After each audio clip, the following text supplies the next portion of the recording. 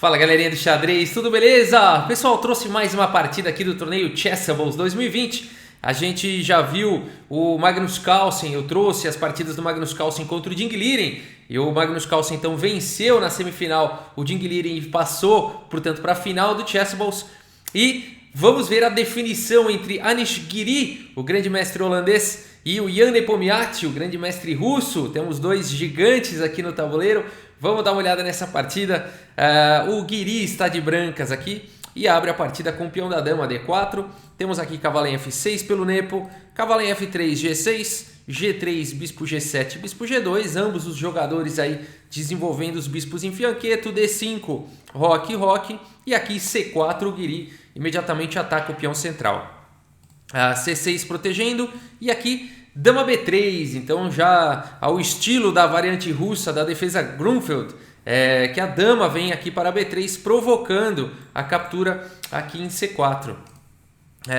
Essa provocação é porque as brancas ganhariam depois um maior controle sobre a casa de E4. A partida seguiu com dama B6, cavalo C3, torre D8, bispo em D2 desenvolvendo, agora D por C4 aceitando aí a provocação, dama por C4 e bispo em E6 aqui pelo Nepomniachtchi, já atacando essa dama ousada já aí na quarta horizontal. A partida seguiu com dama em A4 e agora bispo aqui em F5. Torre de F em C1, cavalo de B em D7 desenvolvendo aí a última peça menor e B4. Olha só que legal, o Giri parte para agressão aí na ala da dama, vai ganhando espaço com B4, temos cavalo em E4. Esse lance, enfim, ameaça algumas trocas. E3, simplesmente protegendo o peão central estava atacado por duas peças. Agora cavalo por C3, bispo por C3 e bispo em E4. Temos dama aqui em B3, bispo D5 atacando a dama vem para C2 e cavalo em F6. Legal, bem equilibrado, né? Ambos os jogadores aí conseguiram desenvolver, proteger os seus reis. A partida continuou aqui com cavalo em E5, agora propondo aqui a troca dos bispos de casas claras, bispo por G2, rei por G2 e cavalo em D5. Aqui o Giri não está se preocupando muito com o fato do cavalo poder capturar aqui esse bispo. Esse bispo aqui ele está um bispo mal, né, na posição, os peões estão quase todos aqui nas casas escuras, né? Então isso torna esse bispo um bispo mal, inativo, né? Um bispo atrás dos peões. A partida segue com cavalo em D3, agora dama em C7 e aqui A4. O Giri segue com a sua expansão na ala da dama. Temos torre de A em C8, torre de A em B1 e H5. O Nepo parte para um ataque na ala do rei, né? Então aqui ele está dizendo para o Giri, beleza, já entendi que você está juntando tudo aí na ala da dama, eu vou criar uma confusão aí para cima do seu rei com H5. Aqui H3 pelo Giri. E H4, o Nepo parte mesmo para as chances, né? Aqui ele busca suas chances com o lance H4. O Giri aceita isso, afinal de contas um lance como G4 aqui não seria bom.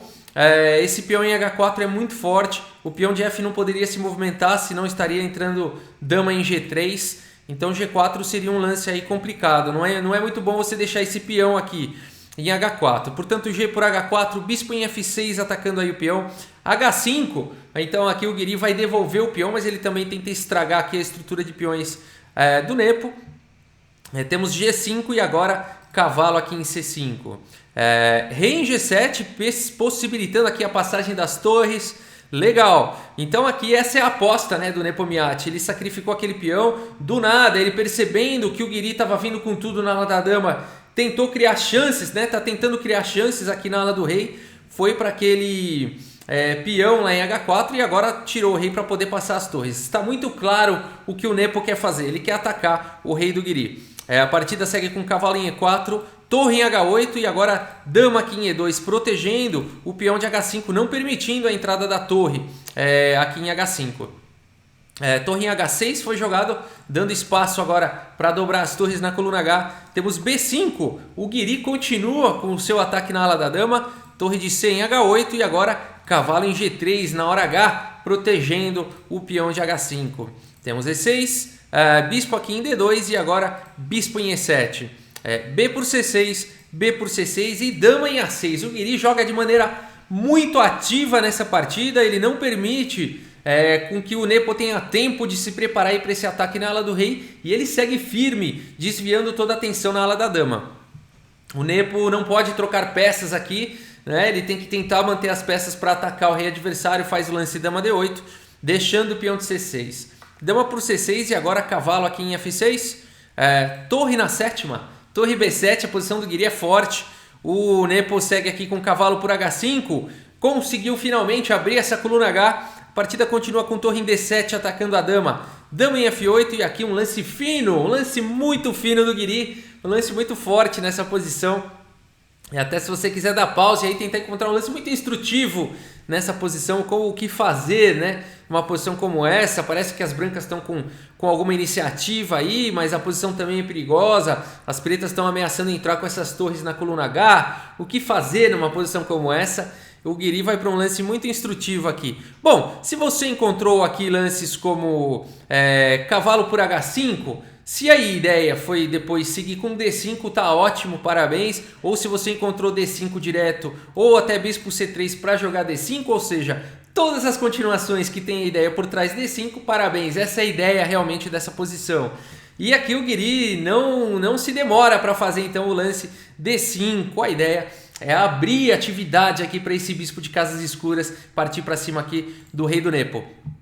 A partida segue com cavalo por G3, F aqui por G3 e torre por H3. A posição é delicada, o Nepomniachtchi finalmente conseguiu se infiltrar aí na coluna H. A partida continua com bispo C3, cheque, rei em G6 e agora bispo por H8. Capturando material aí, o Nepo segue com dama por H8, dobrou peças pesadas aqui na coluna H, vai querer partir para cima do rei do Guiri e o Guiri aproveita para fazer mais um lance fino aqui da posição, né? Aqui o Guiri faz o lance fino D por E6, que é um lance fantástico aqui da posição. Por que não torre por E7, Rafael? Esse bispo tá dando sopa. Então aqui é um lance realmente muito bom do Guiri. Se ele tivesse capturado aqui em E7, as pretas têm possibilidades aqui de incomodar muito e talvez até empatar com torre em H2. Rei G1, por exemplo, poderia seguir aqui com torre H1, cheque, né? Se tentar fugir com rei F2, a dama está entrando aqui em H2. Só sobrou aqui rei F3, viria G4. Ou seja, as pretas estariam nessa variante com uma torre a menos, mas estariam incomodando bastante, né? Por exemplo, rei E4, dama G2, cheque, rei E5, torre aqui por C1, seria uma possibilidade. E aqui a coisa se complica, tá? Se dama por C1, aí as pretas realmente tem mate aqui com dama por D5 primeiro, e depois de rei F4, dama em F5, cheque mate, tá? Vou fazer aqui para mostrar. Então aqui a coisa ficaria bem complicada para as brancas, né? O Nepo teria que ter encontrado, depois de torre por C1, não dama por C1, mas aqui o Nepo teria que ter encontrado torre por E6, depois de F por E6, dama por E6, e aí quem estaria com uma torre a mais seriam as pretas, né? Então aqui depois de rei H5, por exemplo, dama F5, a gente teria situação aí de cheque perpétuo, tá? Agora quem ficaria dando perpétuo aí seria o Guiri, né? Aqui o Guiri teria que ficar dando aí cheque perpétuo, tá bom? Então por isso que nessa posição aqui o Guiri não jogou torre por E7, né? Então aqui é de tirar o chapéu mesmo para esse lance do Guiri. D por E6, o único lance aí que permite uma vantagem para as brancas, tá? A partida seguiu com torre H2, cheque, rei em G1 e agora F5 aqui então pelo Nepomniachtchi, não permitindo aqui a captura com cheque e todos os tipos de problema que iam ter na posição. Então F5 mantém o peão em E6 bloqueando aqui a própria dama, legal, né? Então muito bacana essa continuação. F5 aqui. A partida continuou agora sim com torre por E7 e dama em H3. Olha que legal, né? Percebam o seguinte, tá, pessoal? Uma coisa que eu não comentei aqui nessa posição do D por E6. A mágica toda desse lance é que a dama fica segurando aqui as casas de G2 e H1, tá bom? Essa é toda a mágica. Então aqui, ó, a gente vê na continuação, depois de torre H2 e rei aqui em G1, as pretas não tem mais torre H1 porque a dama tá segurando essas casas, tá? Então, principalmente, esse é o mais importante aí de D por E6, ao invés de torre por E7. E depois de F5, agora sim, torre por E7, a dama já está segurando essas casas. A partida seguiu com dama H3, ameaçando o terrível. Dama por G3, cheque com contra-ataque violento ou até mesmo cheque mate. Aqui o Guiri tem que fazer alguma coisa e ele faz o valente lance Dama em E8, cheque. Agora começa uma caçada aqui ao rei. Um lance bastante arriscado, porque libera as casas de G2 e H1. O tudo ou nada, a partida segue com rei em F6, torre F7, cheque, rei E5, torre C5, cheque, é muita peça pesada para cima desse rei, rei em E4, dama C6, cheque, rei E3 e aqui torre E5, cheque, e nessa posição o Nepomniachtchi abandona aí a partida. Que caçada ao rei, incrível, olha onde foi parar esse rei aqui, e ele abandona porque vai tomar checkmate aí no máximo em mais 2 lances, né? Aqui qualquer lance. Bom, rei D2 seria um bonito mate aqui em D2. Torre D7, né? Quando você tem 3 peças pesadas assim, dominando as colunas e não tem como bloquear, isso aqui é checkmate, né? Então, mais outra possibilidade aqui depois de torre E5 seria rei D4 ameaçando a torre. Aí aqui simplesmente você daria um cheque, jogando o rei para o canto, e aí você vem com o canhão aí e daria checkmate, né? Então qualquer continuação aqui, as brancas teriam checkmate, por isso que o Nepomniachtchi abandonou.